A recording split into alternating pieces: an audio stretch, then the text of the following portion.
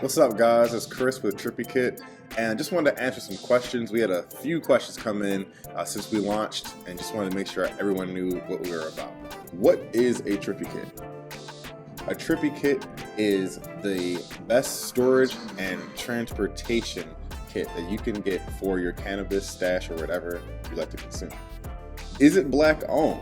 This is a really great question. Yes, it is black owned. It is myself and my two brothers, Casey Smith and Frank Coleman. We are the owners, the only owners of Trippy Kit. How did you guys come up with the idea?